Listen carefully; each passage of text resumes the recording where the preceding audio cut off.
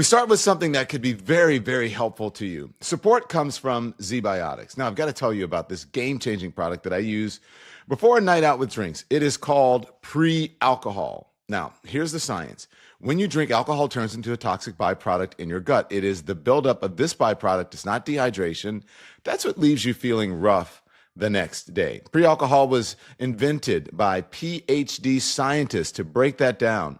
Now, I tried it for the first time before a big dinner party that I tell you with friends. I told you guys about this. I made pre-alcohol my first drink of the night, enjoyed myself, and the next morning, voila, I felt on top of my game, like I had actually planned ahead for once. So, you guys know I'm not a big planner. Maybe you didn't know, but I'm not. So with football season here, tailgates, game days, Sunday nights, make pre-alcohol your first drink before you celebrate. Go to zbiotics.com/lemon and get 15% off of your first order with code LEMON, backed by a 100% money-back guarantee. So no risk here. That's zbiotics.com/lemon, code LEMON, 15% off. Good morning, everybody. Welcome to the Don Lemon. Welcome to Hot Topics, 10 a.m. Eastern Time. Here on the East Coast. We're in the nation's capital today, speaking to lawmakers. We're in the heart of it, in the heat of it, where it's happening today. And today I'm going to start with something that is that I'm passionate about, and it's sickening. I don't know how else to describe it. I woke up and I started writing and thinking about where we are in this moment. We are clearly living in Donald Trump's whatever psychosis or illness or whatever is happening in his mind. We're living in it. He is the president of the United States, and we are reacting to the chaos that's going on inside of him. And we have to somehow figure out how not to react to it and not to be a part of it, because people who are miserable, as you know, they like to draw you in. As they say, misery loves company, and he is a miserable, small, petty man. Thanks for joining us. Make sure you hit the thumbs up and hit the like, because I want everybody to be able to hear this. I want everyone to be aware of this conversation and what I'm going to say about this small, petty man who is controlling the mental health and well-being of the people of America. And I don't want the people of America to fall victim to his unhappiness, his bitterness, his anger, his vindictiveness. So let's stop pretending, everybody. Donald Trump is a fool. He's a fool, and that's just the beginning. He's petty, as I said. He is vindictive. He's small. He's vulgar. He's a racist. He is sexist. He's homophobic. He is Islamophobic. He's ableist. And that's for starters. Oh, that's just your opinion, Don. No. It's my opinion that he is petty. He said as much. He said that he was going to get back at his political enemies. It's all on tape. That's the proof. He's vindictive. He said that he was going to do it because he didn't like what happened. He's small, as we know. He's vulgar. Grab him by the pussy. Sons of bitches. He's vulgar. He's racist. That's my African American. Send whatchamacallit back. Go back where you came from. And that's just in the recent history, not to go back to being sued by the Department of Justice or being sued by the government for housing discrimination. He's sexist, remember, grab him by the pussy, all that stuff. Homophobic, look at how he treated trans people during the election and even now. Islamophobic, Ilhan Omar should go back to where she came from. Oh, I asked the head of Somalia and they said he didn't want her back. Ableist, mocking a disabled New York Times reporter. That's just for starters. So for those of you who are going to say, this is just your opinion, I'm giving you the evidence of this. This is who the president of the United States is. All of these things. A man who wakes up every single day, the most powerful office in the most powerful office on earth, and he uses that power not to heal, not to lift, not to lead, not to comfort, but he does it to hurt. And that's because he is hurting inside. When people say, who hurt you? Who hurt you? Was it your mom? Was it your mama? Was it your daddy? Was it a sibling? Was it a family member? Did you get hurt was it friends in school? Who hurt you, Donald Trump?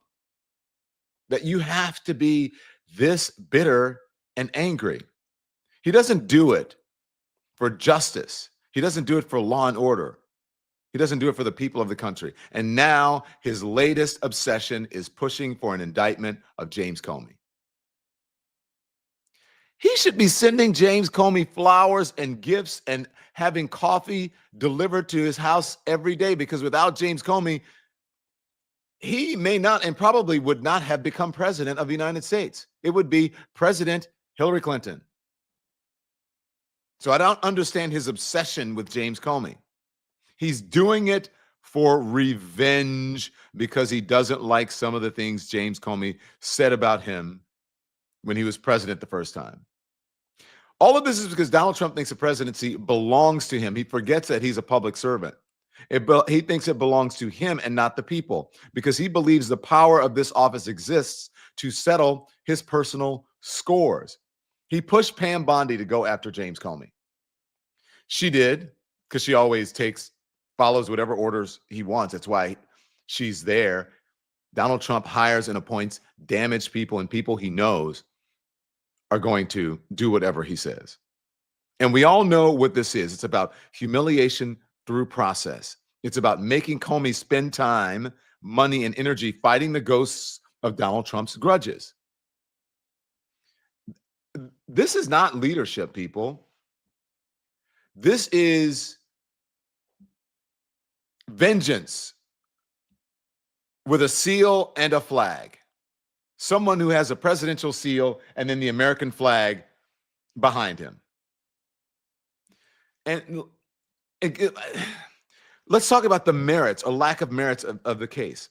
And to be honest, just about the case itself. And we're gonna have some great legal minds coming up in a moment. It will almost certainly go nowhere. Everyone knows it. The lawyers know it. The judges know it. The prosecutors know it. The people on his own team know it. He knows it. Only one person even signed this indictment. One. That almost never happens. The signature line belongs to Lindsay Halligan. Lindsay Halligan is the brand new interim U.S. attorney who used to be the personal lawyer of, guess who? Donald Trump. There's not a team of veteran prosecutors. They didn't sign it. The career people who reviewed the case and said there was no probable cause. Nobody signed it except for his interim U.S. attorney and his former personal attorney. And the same day that this flimsy thing was filed, guess what? A grand jury refused to indict on at least one count. And it's called a no bill. So this thing is already wobbling before it even left the dock. And people, even conservative folks, we're going to show you the evidence of this on Fox News, are saying, I don't see anything here. And you have like Maria Bartiromo and all of the Trump, ass smoochers, glazers, trying to find something. Well, what about Russia? What about this? But that's not what's in here. This case is meritless.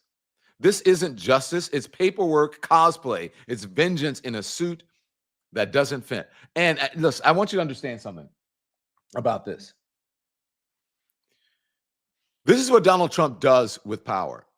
Not lifting up the working poor, right? Look how people are struggling right now. The farmers, everyone, except for the wealthy people. They're like, woohoo, tax breaks. I can buy another yacht.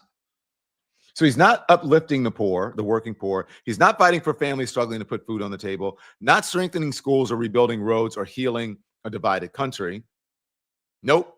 He's waging war on anyone who has ever crossed him. James Comey is just the beginning. Well, this is the most public one, but he's done it to other folks. Look at what he's, doing with the Fed governor. what he's doing with Lisa Cook. Look at what he's doing with other people. So this one is just maybe the most high profile of some of the high profile ones, but there are lower rung folks that he has gotten revenge on. He believes the government is his personal weapon. He believes the presidency is his personal stage. Again, he forgets that he is a public servant. He believes the people exist to applaud his cruelty and excuse his failures. If you don't get in line, if you tell him who he is, if you hold up a mirror to him, then he's going to try to crush you. I don't know why people are so afraid of him. The point is not to be afraid of a bully. The point is to challenge them at every single turn. Otherwise, they just keep going. And I have to be clear, Donald Trump is not feared. He is not respected.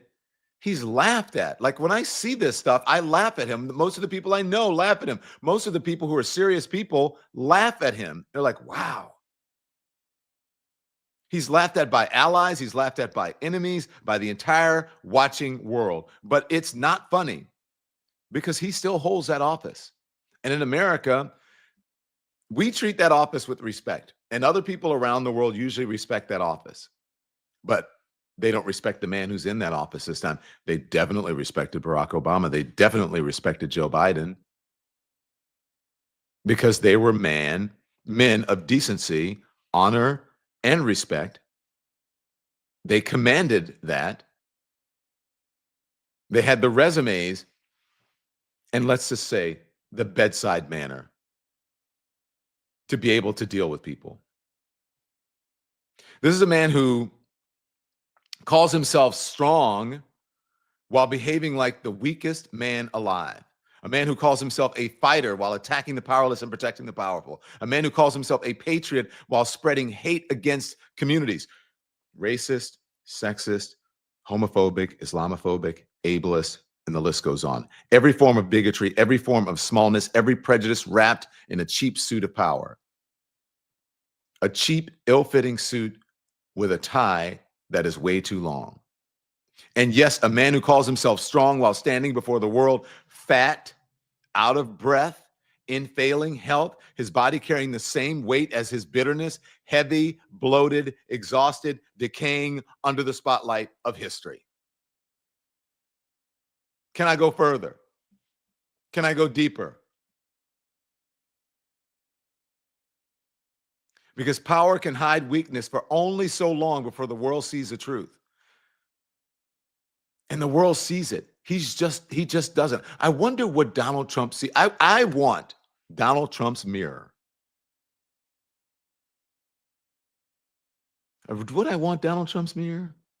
Maybe just to see what he sees, and maybe to see, because if it makes him look as good as he thinks he is, well, deep down he knows, then I wonder what you and I would look like.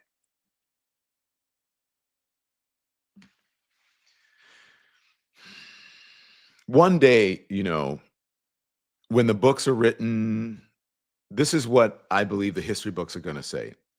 That at a time when America needed dignity, that he gave us a disgrace. When America needed courage, he gave us cruelty. When America needed leadership, he gave us grudges, he gave us hate, he gave us chaos.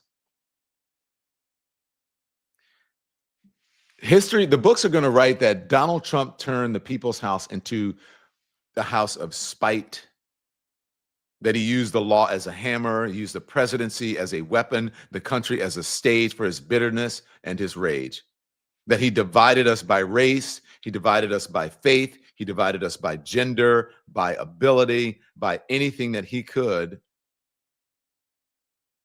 exploit for applause.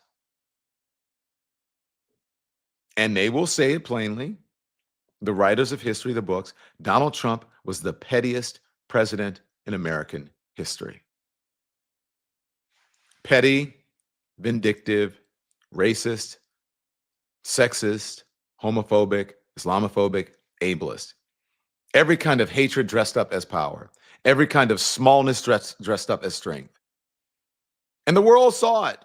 The world laughed at it. And the world pitied a country that confused this for leadership.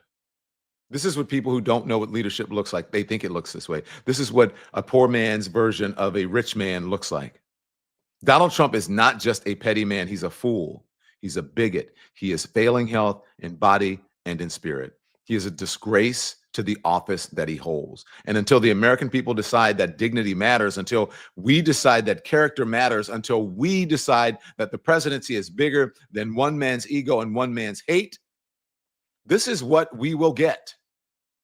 A presidency of vengeance, a legacy of smallness, a chapter in history written in pettiness, prejudice, and shame. Donald Trump is the pettiest, most vindictive, most small-hearted president in American history. And the whole world knows it.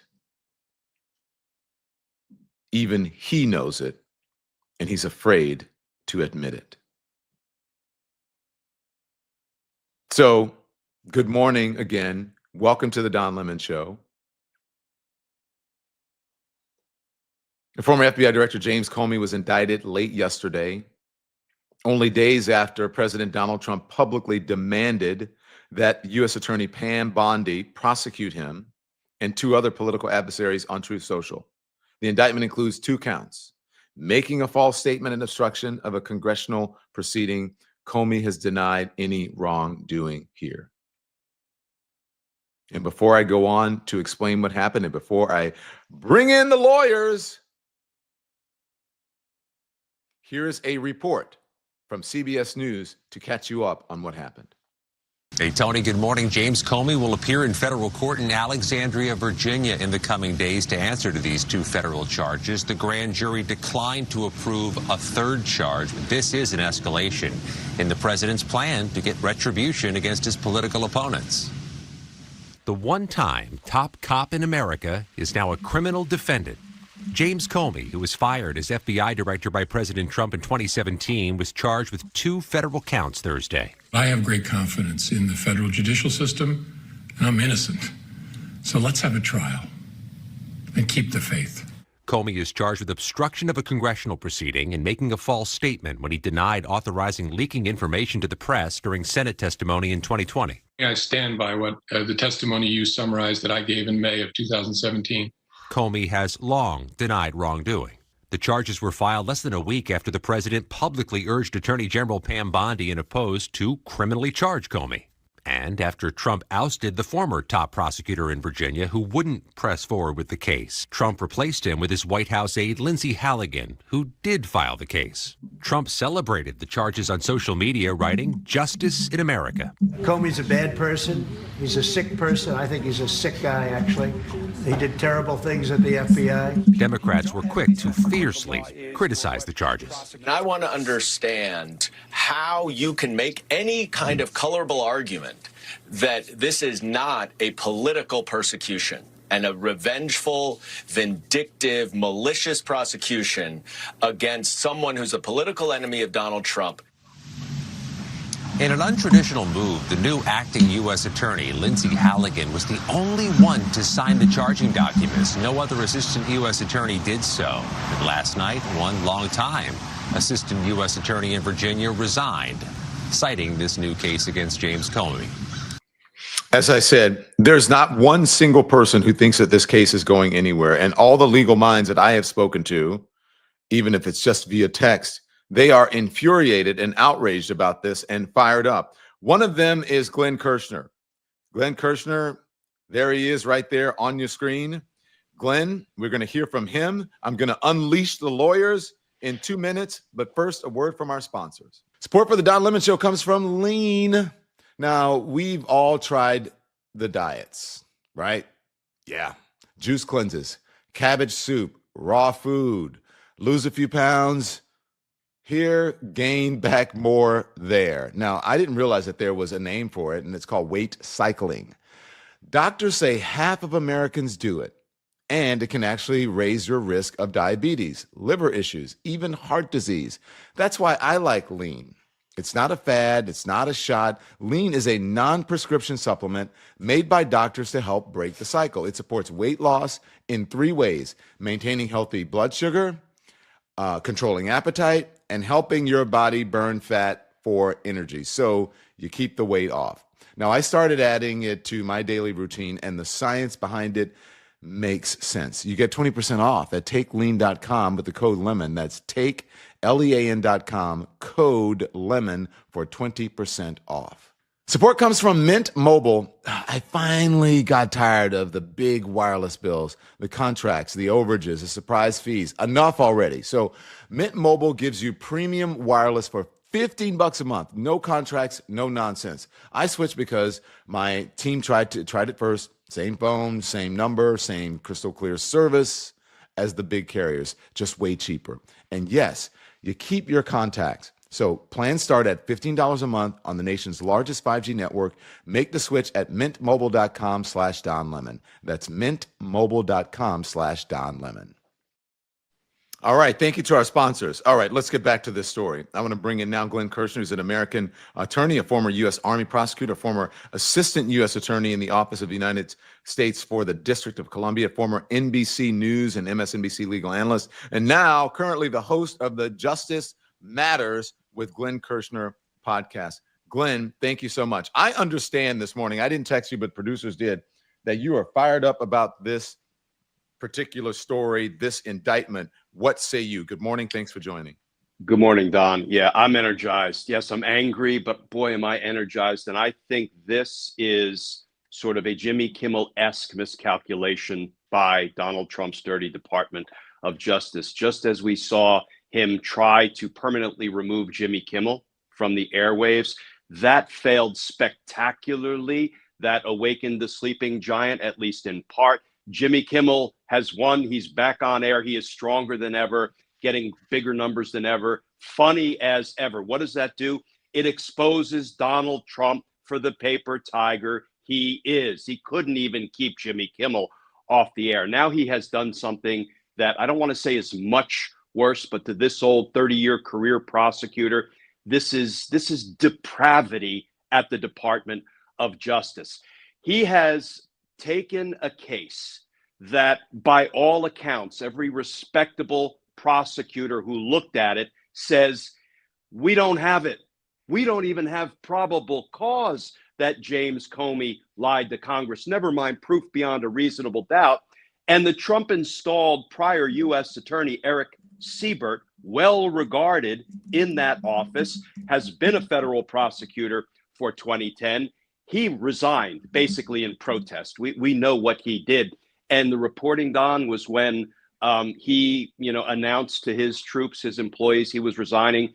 There were lots of tears in the audience because of how well regarded an interim U.S. attorney he was. And I've worked with the Alexandria U.S. Attorney's Office tons over my decades as a federal prosecutor right across the river at the D.C. U.S. Attorney's Office. I had lots of cases, defendants, and cooperating witnesses in common with my colleagues at the Eastern District of Virginia U.S. Attorney's Office. Then a bunch of the line prosecutors, the rank and file, the people who actually go into grand juries and courts and indict and try cases, drafted a memo. We call it a declination memo, setting out why we don't have it. We can't indict Jim Comey for anything. That memo was sent up the chain. I am sure Lindsay Halligan got her hands on that memo. And yet this new U.S. attorney, Lindsay Halligan, who was an insurance lawyer, who was a beauty pageant contestant a couple of times over, and who was in charge of basically scrubbing facts from and whitewashing history at the Smithsonian Museums. That was one of her assigned duties at the White House. Donald Trump knew she was a flunky and would do his unlawful and unconstitutional and corrupt bidding. Everyone he appoints, they know that. Exactly. Only the best people, Don, right? Yeah. And so, Glenn, stand by, because I just want to introduce someone. I will let you finish. I'm going to bring in now Dina Dahl. Hello, good morning, Dina Dahl. So glad that you're here. Dina Dahl is an attorney, a legal analyst, and a host on the Midas Touch Network. Dina, we'll bring you in a moment. Glenn is finishing up his statement, but I saw you in the waiting room, and I wanted to make sure we got you on so the audience would know that you're here. Glenn, I'm sorry for interrupting. Go ahead, continue. No worries. Good to be with you, Dina. So now he finds his flunky, right? He finds his lapdog. He finds his sycophant in Lindsay Halligan. She goes over, and within days of being sworn in as acting U.S. attorney, interim U.S. attorney at the Virginia office, she signs off on an indictment. I heard my friend Barbara McQuaid, who was a U.S. attorney for years out in Michigan, say as U.S. attorney, she never once signed an indictment. That was my experience, Don. We, the line prosecutors and the supervisors in the U.S. attorney's office, sign indictments on behalf of the United States attorney. The fact that she signed this personally tells me that I'll bet she couldn't find an honest, ethical assistant United States attorney in that office to go in, obtain this lawless indictment. We can talk about why I believe it's lawless, but so she is now on the hook, and I think she's going to go. Don, I don't want to jump ahead of where we are, but she's going to go the way of Rudy Giuliani and Kenneth Chesebro and Jeffrey Clark and John Eastman. These people are either disbarred or pending disbarment because they did Donald Trump's lawless, corrupt bidding. Lindsay Halligan is the one who's up at bat presently, and this case will go down in flames, both because it's a vindictive prosecution and because they can't make out the elements of a false statements to Congress, a 1001 violation, or obstructing a congressional inquiry. I can't wait to be sitting in that courtroom in Alexandria, Virginia, covering every minute of this trial. Yeah, it's going to be fascinating. And I want both of you to watch this. Dina, I want you to respond. This is just real quick. I just want the beginning of this. This is Ellie Honig on CNN saying what most people said when they saw this, like the old saying is, where's the rest of it? Here it is. I've looked at this indictment. It took me about 30 seconds to read it. I mean, it's a page and a couple lines, and I find it deeply underwhelming in terms of what it presents. When your producer handed it to me, I said, well, where's the indictment? I thought this was just a cover sheet. This is the whole thing. Let me try to lay out the facts that led to this indictment, because it gets a little confusing. Ellie thought it was just a cover sheet. So, I mean, how thin is this, Dina? Yeah, it's just a few paragraphs. Very, very thin. Yeah, I think Glenn made excellent points. I mean, the fact is, who knows if this thing is even actually going to get to a trial? It could get dismissed outright. The fact that there was this memo, that said that there wasn't enough evidence to even get a grand jury indictment, it may not even get past that initial step. And I think that Glenn's point is so right about, why nobody else signed it. There's such a thing as prosecutorial misconduct.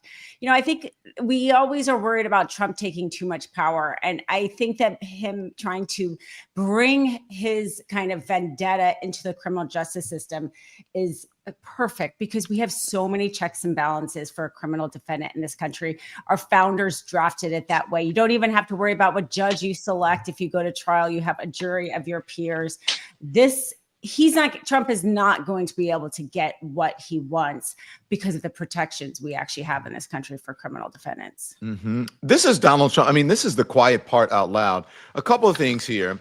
Number one, he tweeted something out, or Truth Social did, or whatever, that folks thought either it was supposed to be a text message or a DM, but basically instructing Pam Bondi to do it.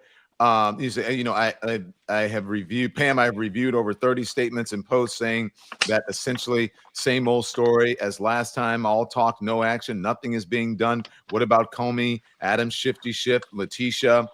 This man is sick. Mm-hmm. Mm-hmm. This man is sick. But then he says, at other times, I don't have any involvement. I don't know anything about these. There's a soundbite where he says that as much. Here it is. Mr. President, it seems like an indictment of James Comey is imminent. Would this be the first step in accountability for pushing the hoax of Russia, along with Barack Obama involved as well? Well, I can't tell you what's going to happen because I don't know. You have very professional people headed up by the Attorney General and Todd Blanche and Lindsay Halligan, who's very smart, good lawyer, very good lawyer.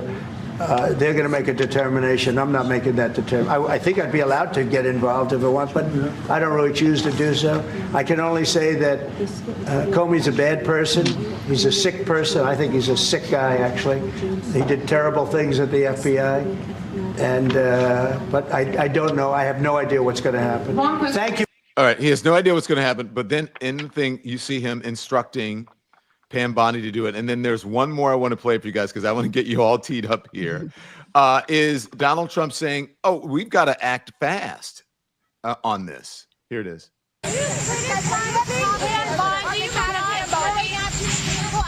No, I just want people to act. They have to act, and we want to act fast. You know, they were ruthless and vicious. I was impeached twice. I was indicted 5 times. It turned out to be a fake deal, and we have to act fast. One way or the other.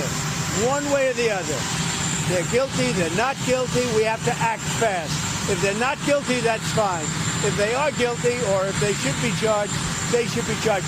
And we have to do it now. What's the point here? He's contradicting himself. He's lying. He's got to act fast. The statute of limitations, I don't know. There's someone saying that the statute of limitations was up. The other one is like it's going to be up on Tuesday. So he's clearly lying here because he's saying, Pam, you got to do something. His words are the best thing for Comey. If I were Comey, I'd be like, just keep talking. I think he said something again this morning about revenge. This is a gold mine, you know, Comey, if he ends up at trial or even before trying to get this dismissed, to show that this is a pretext. This is a political persecution. This isn't about any statements I may or may not have made. Right there, even Trump talked about his guilt. Then you got to go after him because of the guilt. We are not guilty until we are proven guilty at trial. Everything Trump says is actually very helpful for Comey as now like a defendant in the criminal justice system. We have so many more protections in that justice system than when Trump just lies and he seems like he doesn't get away with it and there's no repercussions. His statements have repercussions and Comey will use it to his benefit.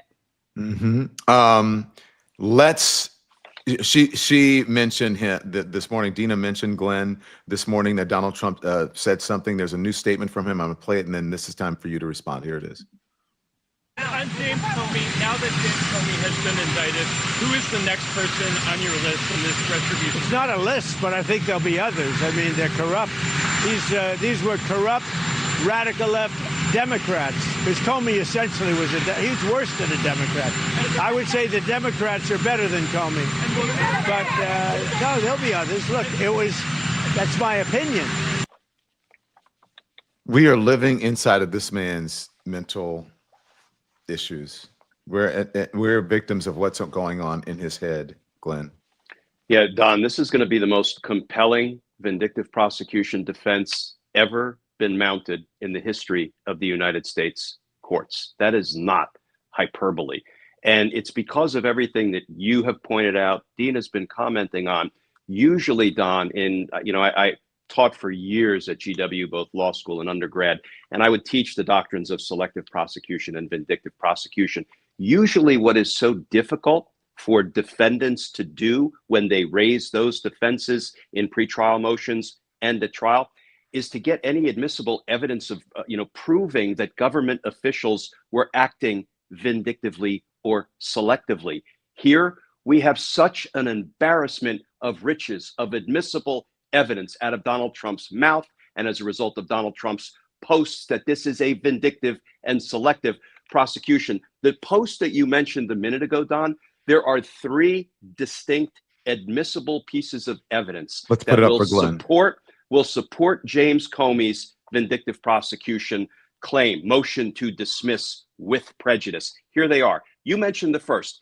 First of all, I don't believe for a minute Donald Trump intended this for public consumption, because he opens it by saying, Pam, I have some things I want to tell Pam. You're not posting that for the general public, specifically when he goes on to say that his administration, their reputation and their credibility is being killed by this. Donald Trump doesn't talk publicly about his reputation and his administration's credibility being killed. That he never admits weakness, right? So here are the 3 distinct pieces of admissible evidence that will help prove vindictive prosecution. The first is what you mentioned. He uses as a reason to indict James Comey the fact that he is reading social media posts that say, same old story as last time, all talk, no action, nothing's being done. What about Comey? They're all guilty as hell. Don, it's not a reason to indict or prosecute somebody because you're being criticized on social media as being weak. No, that supports a claim that you're vindictively prosecuting somebody. The second, we can't delay any longer. It's killing our reputation and credibility. You don't bring criminal charges or indictments because your reputation and credibility is being tarnished. You bring it because the facts and the law support it, which they don't here. And the third is he says, look, they impeached me twice and indicted me 5 times. Again, you don't bring charges against somebody because you were indicted for your crimes. That is not a reason to charge somebody else. It's based on the facts and the law. This is going to be such a robust, vindictive and selective prosecution claim that it will probably not make it to the jury. It will be dismissed on that ground early on, but if it makes it to the jury, and I don't want to say I hope it does, because James Comey and his family are going to go through hell now, financially, reputationally, sleepless nights, anxiety, all of that, and nobody should have to endure that. But if it makes it to a jury, I predict that jury will acquit, will find not guilty James Comey, before they have time to have a cup of coffee in the deliberation room, kind of just as Donald Trump was convicted in a New York minute up in New York for his 34 felony crimes, because this is clearly not a prosecution that is supported by the facts. And we haven't even talked about why this is not a false statement to Congress in violation of 18 U.S.C. 1001, which is kind of a kissing cousin crime to perjury. It's a lot like perjury. Oh, we're gonna get to that. I'm saving the best for last, but I also want to put this up because also more evidence that can be used in in the vein of what you're saying, Glenn. And this is the president tweeting and celebrating what happened with James Comey. Justice in America, he says, one of the worst human beings this country has ever been exposed to is James Comey, the former corrupt head of the FBI. Today, he was indicted by a grand jury on 2 felony counts for various illegal and unlawful acts. He has been so bad for our country for so long and is now at the beginning of being held responsible for his crimes against our nation. Make America great again. But what are the crimes? And again, is this more evidence of selective prosecution, that he is now gleeful about someone who has not even been proven guilty? Or do you understand what I'm saying, Dina? Yes. I mean, he can't help himself. He is all about trying to take credit for things. He's all about just hate, as he kind of said not that long ago in that rally. And it's just so perfect, I think, because, our founders were worried about, the federal government always has so much power. If you're ever in the criminal defense, a criminal defendant in this country, the stakes are already so mismatched. They have the law enforcement who does the investigation. They have career prosecutors. And yes, you can get appointed a criminal defense lawyer, but the stakes are so mismatched. And so they have built in so many checks to try to even that. And it's just the irony of this is exactly when we need those checks. When you literally have the president of the United States, who's not even a part of, obviously, of the DOJ, but not even a lawyer, trying to go out there and say if somebody has legal, liability, in this case, criminal liability for something, is nonsense. But it shows he's trying to use the power of the full government. No other single office is as powerful as the president. He's trying to use that incredibly powerful office against a person in the United States. And kind of like Jimmy Kimmel, the free speech argument wasn't just about Jimmy Kimmel. This is obviously not just about James Comey. We know he's instructed the DOJ to try to denaturalize citizens based on very innocuous things, which would require those people to go through the court system and defend their citizenship. Comey is going to have some great lawyers around him, right? His daughter was just recently fired from the DOJ, just like Jimmy Kimmel could stand up to Trump pretty well. But the rest of us, and a lot of people in America will have a harder time defending themselves against this really corrupt DOJ that Trump is trying to weaponize. So for all of us sitting here watching this, good for Comey, take this as far and fight this as much, because he needs to do that for the rest of us too. Yeah. I want you all to stand by. I want to show folks who are here. We have an incredible group of legal minds with us. We have Dina Dahl from the Midas Touch Network. We have Glenn Kirschner independent journalist Glenn Kirschner, who is the host of the Justice Matters with Glenn Kirschner podcast. And also joining us, Katie Phang is an attorney, a legal analyst, and the host of the Katie Phang Show right here on YouTube. What I want to tell you guys is that we're going to hear from James Comey. We're going to hear from some of the political folks, some of the folks that we once worked with on mainstream media, speaking out about this, and politicians as well. And also, someone is saying that this is an impeachable offense. Is it impeachable, an impeachable offense? What did James Comey have to say? And what are those pundits saying about this particular story? First, give me 2 minutes, a word from our sponsors. Support comes from Ali. You know, look, my dogs run the house. You guys know that. So I want them to eat real healthy food, not mystery kibble. That's why I love Ollie. Ollie's the first thing they got when we rescued them and they came to this house. That's the first food that they got. Ollie delivers fresh, human-grade dog food in 5 delicious recipes. No fillers, no preservatives, just real ingredients made in U.S. kitchens. And the difference? More energy, shinier coats, better health. We adopted a senior dog. The dog was not in great shape when we got him. Put him on Ollie. Fantastic. So when my pups tried Ollie for the first time, the fresh turkey recipe, they cleaned the bowl like it was the best thing that they had ever eaten. Honestly, it probably was though. So take their 30-second quiz, get a custom plan for your dog and 60% off your first box at ollie.com/lemon with the code lemon. That's OLLE.com/lemon, the code lemon for 60% off. This episode is sponsored by BetterHelp, Better H-E-L-P, okay? I've done therapy myself, and it helps. Sometimes you need more than advice from friends. You need someone trained to help you work through life's challenges.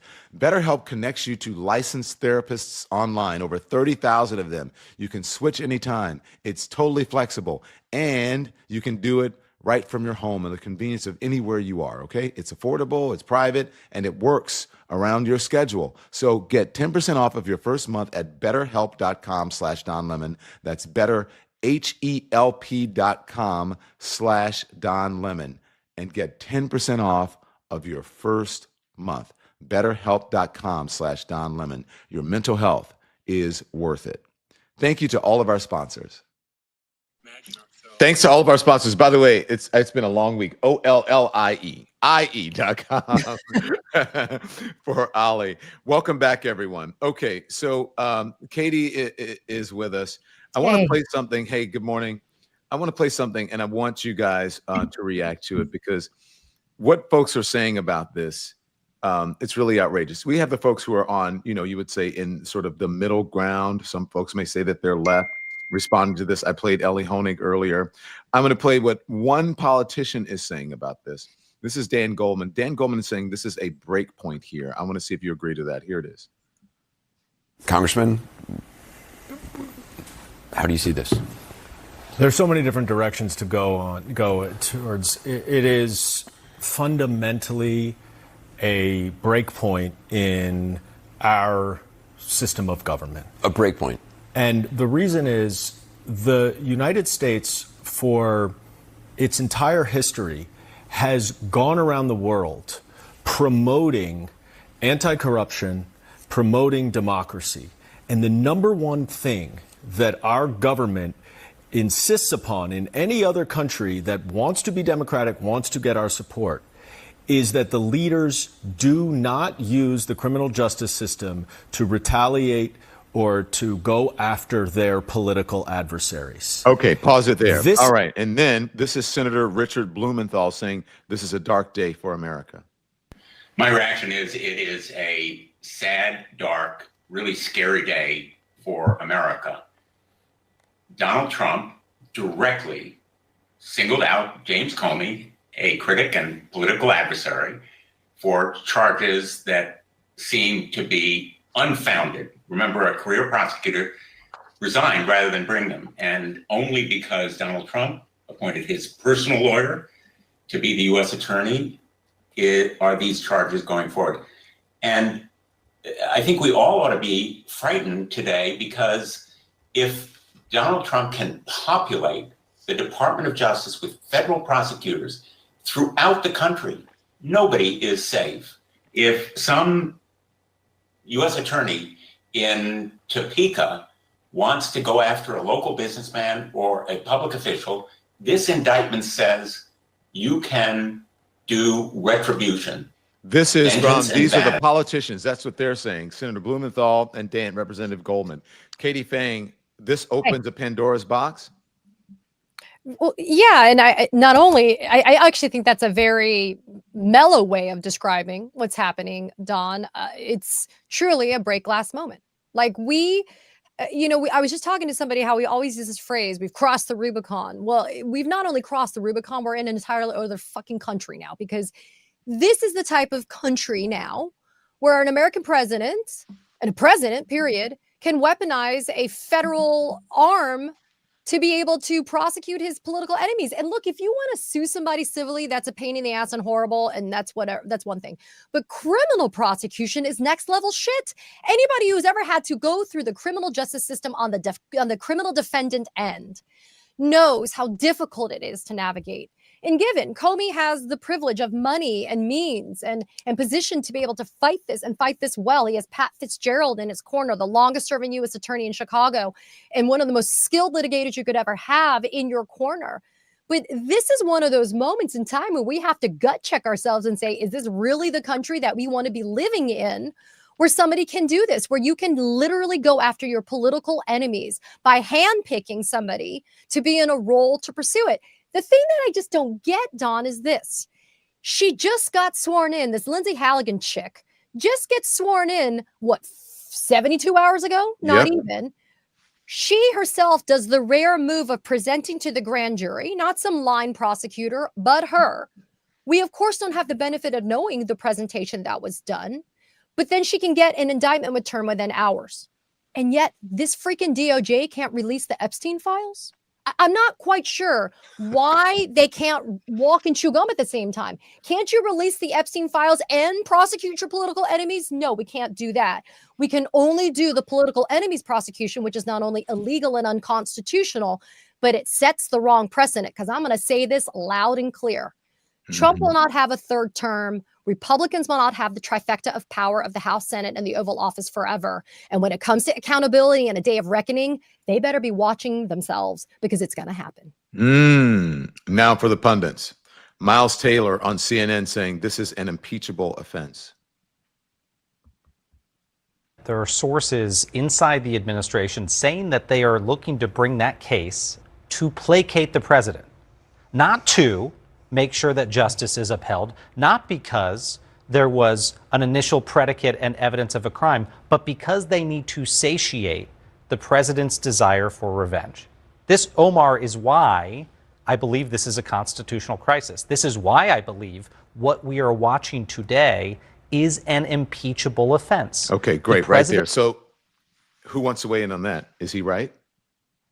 Okay, the floor is open. Glenn did a lot. Glenn, you go, man, because last night, Dawn, Glenn and I were reacting in real time right after the indictment was unsealed. And Glenn said it. Go, Glenn. High crime and misdemeanor. Let's roll, man. Let's go. Yeah, the answer would be yes. I mean, this is the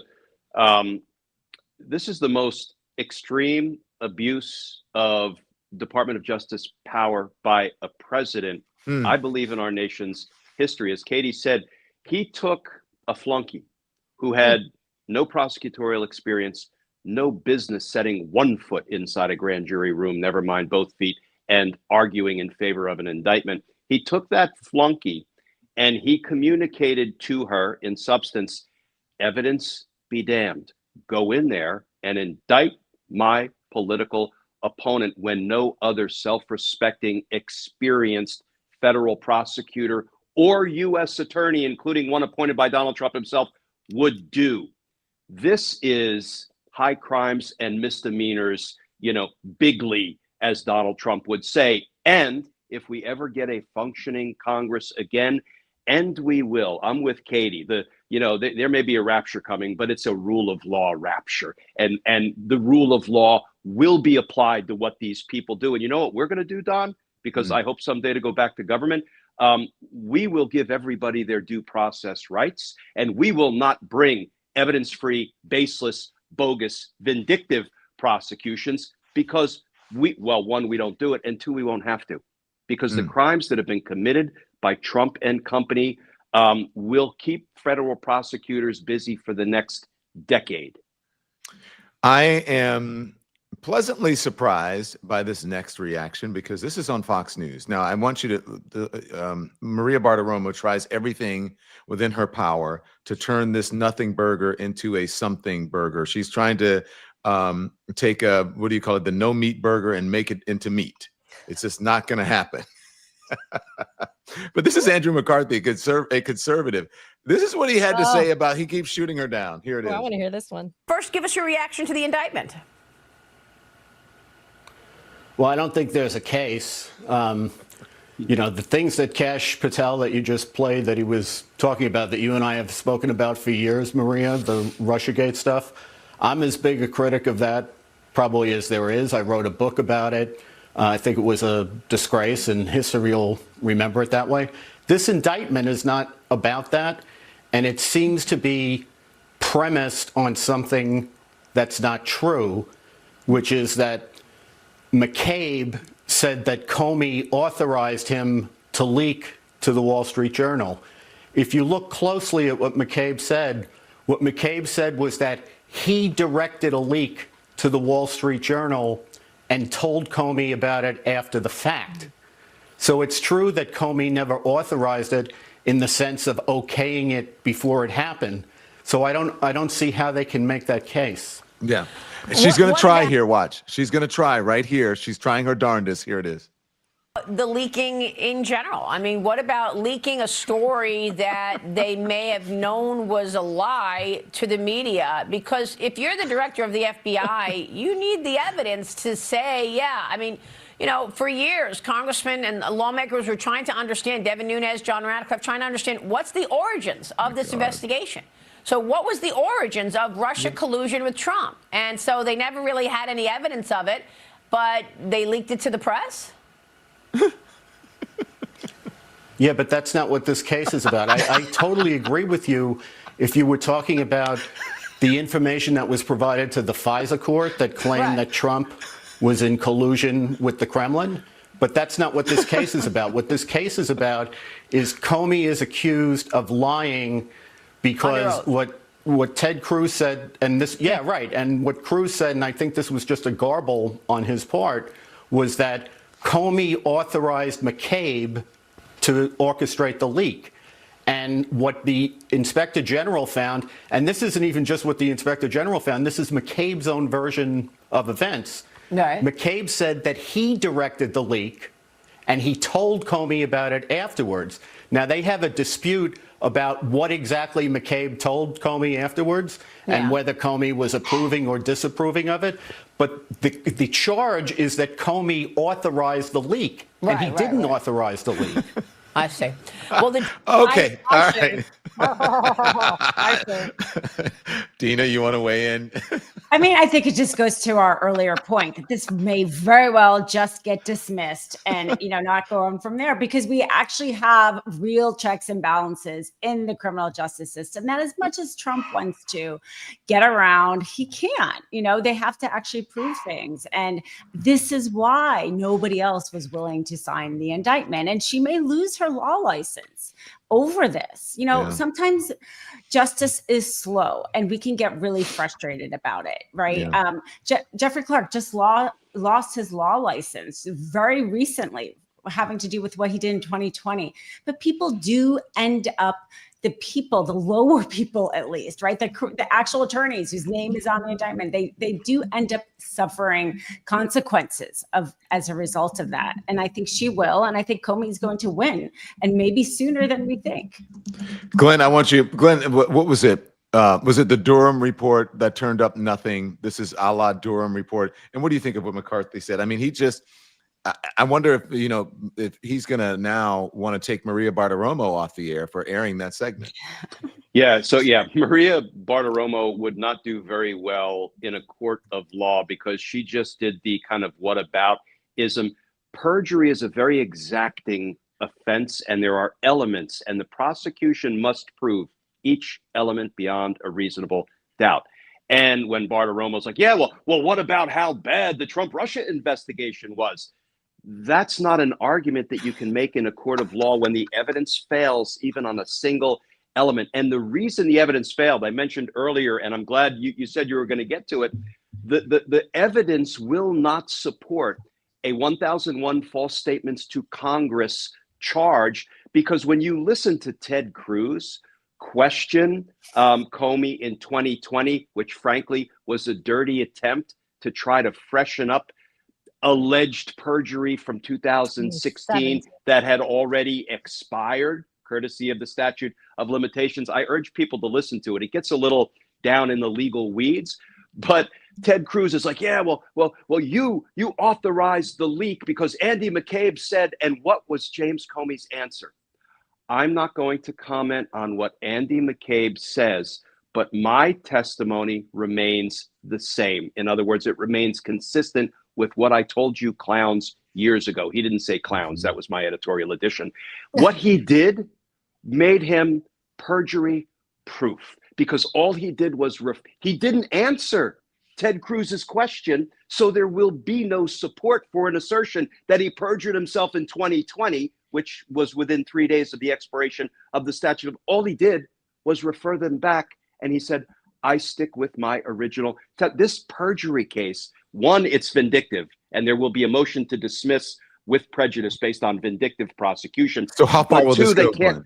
That's a great question. All right, tell me number two, but and then answer. Yeah. I don't want so number two is that they won't be able to prove the elements. And so that would result in a dismissal right at the conclusion of the government's case in chief. When the government rests, the defendant will stand up and say, we move for a judgment of acquittal because the prosecution failed to present evidence on each element of the charged offense, and it will be dismissed at that point. But I don't think it'll make it that far. I think it will probably be dismissed on vindictive prosecution in the early stages when they're litigating the pretrial motions in this case. Katie, you think it'll make it that far? You agree with Glenn? I just don't. I think it's, look, I think the point is, you know what the point is, David Frum, and then I'll follow up on this. Is what David from the Atlantic said. Sure. This is not just a backward-looking prosecution against the president's past enemies. This is a declaration that the president and one of his most important aides, Stephen Miller, has made this point also explicitly, intends to act in the future to use the prosecution mechanism to pervert the 2026 elections, break up Democratic Party fundraising. That's why you go after Reid Hoffman. That's why you go after the Soros family. They're important Democratic donors. Stop them, intimidate, and maybe even if you don't stop them, intimidate them, frighten them, warn them that there could be a prosecution in your future if you give money to my opponents. So President Trump is playing for all the marbles here. He is. That's why he's trying to go after the NGOs, right, Don? That's why he's now making that dumb executive order. Antifa is a domestic terrorist organization. But if you provide support or you act on behalf of, and it's vague, right? The language is intentionally vague in that executive order. It is consistent with the hallmark of this administration, which is a campaign of intimidation and fear. It is the oppression of political opponents and perceived political enemies. And that is why the weaponization of a Department of Justice in a criminal prosecution sense is the most profound assault on our American democracy that you can have. But I don't even think we're going to get to a jury trial in this case, even though James Comey himself said, bring it on. I think you're going to see one of the most exceptional motions to dismiss that Glenn has mentioned on vindictive prosecution. And let's backtrack for just a hot second. You have to have a judge presiding over this case. By all accounts, I have spoken to several lawyers who know this judge. This is a good judge to have drawn in random assignment in the EDVA. So not only do you have a rocket docket where you could be going to trial or to some type of conclusion in 30 days, right? But you also have judges, which I'm going to remind everybody, when Eric Siebert was the interim U.S. attorney, at the expiration of his 120 days, he could have been booted like Alina Habba because nobody the hell wanted her in New Jersey. All the judges are like, nope, sorry, don't want her. But unanimously, all of the judges in the Eastern District of Virginia said, we want Eric to stay. And it was only after he was forced out because Trump was trying to make him do something illegal and unethical that he was gone. Can you imagine the judge that gets this case? Yeah. Is going to say, the hell with this. We know exactly where this case is coming from. Well, Katie, look, I'm sure you remember my colleague, back in the day during the first Trump term, Andy McCabe was targeted by Donald Trump. I watched Andy lose at least 20 pounds in real, in real life. I watched him do it. And then all of a sudden he was, the case went away. But the point was to embarrass, to intimidate, to make one's life, to wreak havoc in one's life, and also even possibly to bankrupt, right? Yes, because you have to spend hundreds of thousands of dollars to defend yourself. And then the constant barrage of negativity and the president, saying negative things about you, having to deal with the attorneys and all of that, that takes a toll. And that is the point, I believe, from the Trump folks. And that's why that saying in Italian or Latin, don't let the bastards grind you down. That's what we have to remember, because we've all been through stuff in our lives where the goal, singularly on the other side, was to grind you down so finely that you couldn't get up.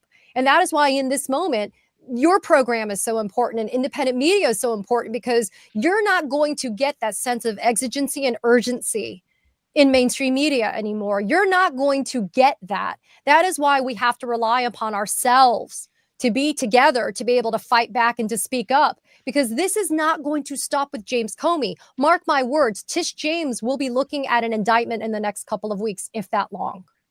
Adam Schiff will probably be looking at an indictment in a couple of weeks, if not that long. We know that the EDVA, the line prosecutor, said there's just nothing there, folks. But that's not going to stop them, obviously, when Trump is empowered and Pamela Joe lets him get away with it, where he can handpick lackeys to go in and bring these types of charges against people. And so that's why we have to be standing alert and ready to fight back. This is a little over a year ago on this very program. James Comey appeared, and I asked him what his biggest fear was in relation to Donald Trump. What is your biggest fear if he wins come November? That he will be smarter and more determined and surrounded by even worse people than the last time. And there were some bad people, but even those bad people want no part of it. So we're going another few inches closer to the bottom of the barrel. The last time was a dress rehearsal, you believe? I do think it's a dress rehearsal. I mean, believe your ears when Donald Trump tells you this, I'll be the retribution president. He's going to try to burn it all down. And I realize a lot of people think, oh, it's entertaining. I'd like to see someone take on the elites. This isn't about that. This is about what are we as a country, and do we maintain a constitution and a rule of law? That's what this is about. And this is James Comey last night. My family and I have known for years that there are costs to standing up to Donald Trump, but we couldn't imagine ourselves living any other way. We will not live on our knees, and you shouldn't either. Somebody that I love dearly recently said that fear is the tool of a tyrant, and she's right. But I'm not afraid, and I hope you're not either.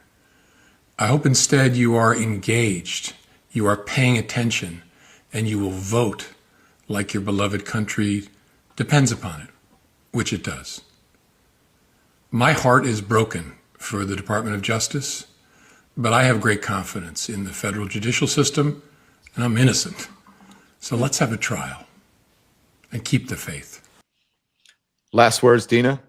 Yeah, I mean, I think months ago when the big law firms capitulated, I don't know how much news it really made outside of like the legal community in our communities, but this was why we were so upset, because if every group capitulates, right? The business group, the lawyers, allies, then the rest of us, the normal people in this country, have no hope. So Comey here, he is going to stand up for himself. But this needs to be a wake-up call that any business, even our allies, anybody who even considers capitulating now in the face of Trump's threats, you have to stand up for him, because he's taking this to the next level.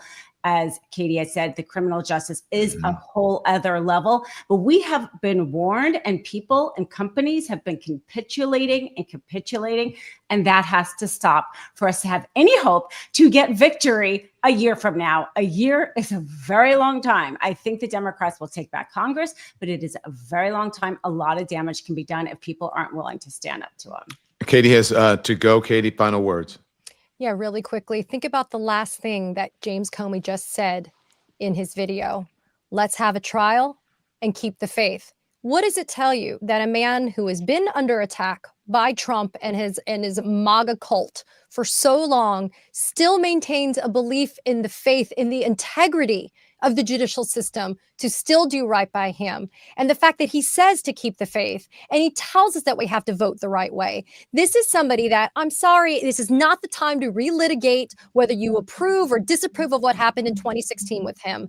That is not the point of this. He should be held up as an example of how absolutely wrong things can go if somebody like Trump is not held to account for abusing power in this way. If James Comey can make that statement and do it clear-eyed the way that he just did, then we don't have an excuse, to Dina's point, to stand on the sidelines and to not speak up and speak out.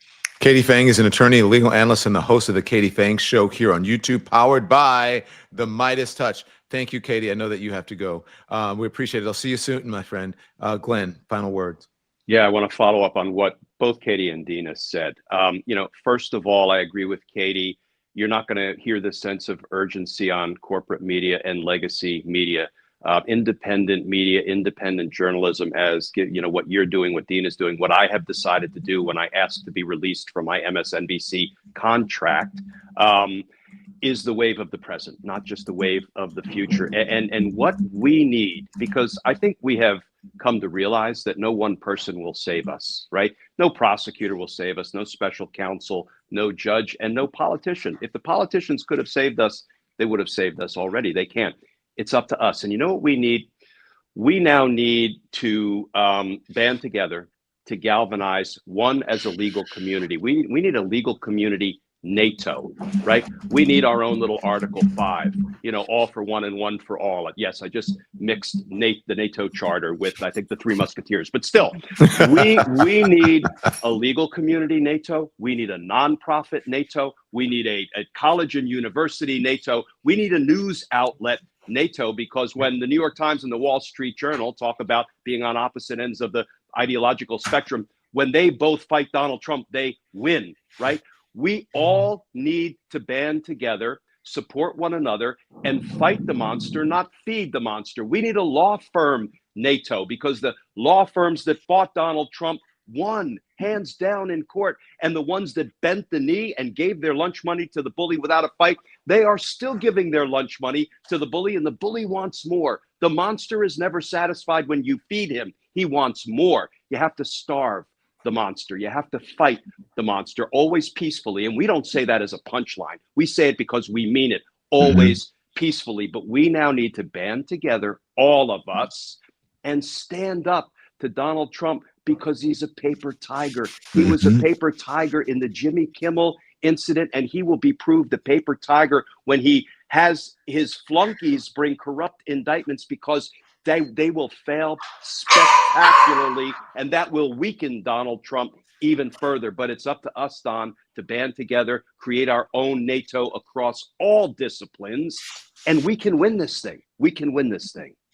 Glenn Kirschner, thank you. Glenn Kirschner is an American attorney, a former U.S. Army prosecutor, a former assistant U.S. attorney in the Office of the United States Attorney for the District of Columbia, and as he said, a voluntarily former NBC News and MSNBC legal analyst. He did that because he wanted to go independent so that he could host the Justice Matters with Glenn Kirschner podcast. So make sure you subscribe to that, become a member, support independent media. Dina Dahl is an attorney, a legal analyst, and the host of On the Midas Touch Network. Make sure you support Dina, check her out, and support our friends over at Midas Touch as well. We're all independent media, independent journalists out here, as Glenn said, fighting the good fight. Thank you for your support. Glenn and Dina, thank you for appearing, and I'll see you guys soon, okay? Have a great weekend. Thanks, Don. Thank you. too. Thank you very much. If you want to know anything about the Don Lemon Show, you can go to donlemon.com. That's donlemon.com, and you can find out anything you want to know about the show. Our main show is on YouTube. Make sure you become a member and subscribe to that, okay? There's a watch button right at the top for the YouTube, and then you can subscribe, and there's a join button as well. There's also a join button on your iPhone now, just so you know. And if you go back to donlemon.com, you can check out everything. You can check out our Substack. You can check out our merch that you asked for. People love it. And then that also helps to support this channel. So I'm about to go out and do my work in the DC, right in the nation's capital, in the heart of it, in the thick of it, to get some answers from lawmakers to see what they're doing with you and your business. I believe, do we have some guys, some of the lemon heads who are, there we go. Yeah, we do. With the merch. Who is this lady? Oh my gosh, she's got the yellow hammock. She's got the Old People Be Knowing mug, and she's got the Don Lemon's biggest fan. Who is this? This is Bonita. Hi, Bonita. Beautiful lady. Thank you for your support of the Don Lemon Show. Then we have 2 photos from Jane from Los Angeles. Hi, Jane from Los Angeles. I love the pink shirt. That's my favorite. I have one. I wear it, and I don't know. Guys can wear pink. I think it's beautiful. Thank you for your support. Okay, Bonita. And my gosh, who's that? Jennifer Griffin's dog Dexter. Oh, Jennifer Griffin's dog, Dexter. Thank you. Thank you very much. He's a cutie. Dexter is a cutie pie.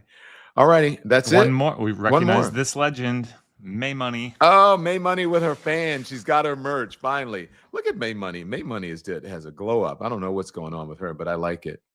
All right. Thank you, May Money. We'll see. May Money is a legend, and so is Jennifer, a lemon legend. Thank you, guys. So I'm going to get out here and get to work. Until I see you at 5 p.m. Eastern time, right here on the Don Lemon Show on the Don Lemon channel. I want you to be informed without being inundated. And make sure you do this. You become a member, you subscribe, you support us, and turn the TV off. Thanks, everyone, for watching. Your support means the world to us. So make sure you hit the like button and you subscribe to our channel to make sure that you never, ever miss a video. We're live every day, 10 a.m. Eastern time. We drop even more content at 2 p.m. Eastern and 5 p.m. Eastern. And if you want more Don Lemon Show content, we'd love for you to become a member of the Lemon community, where you will receive access to special community posts. You'll get exclusive content and members-only live shows. So head over to our channel page or click the join button on this video. Again, thank you for watching. We appreciate your love and your support,